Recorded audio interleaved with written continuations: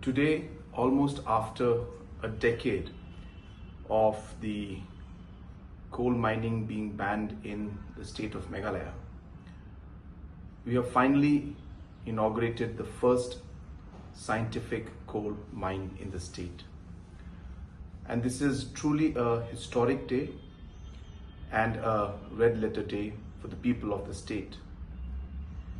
As we all know, for a decade, the different individuals and families who had been dependent directly or indirectly on coal mining had suffered in the last 10 years because of the ban on coal mining.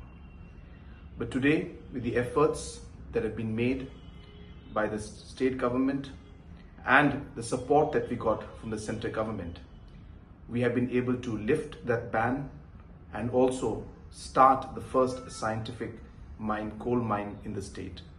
So I wish the coal miners the very best. I encourage other miners also to please apply for the official mining license, and all the support will be given from the state government. And at the same time, we are working very hard to see how our traditional miners and small time miners could also be supported.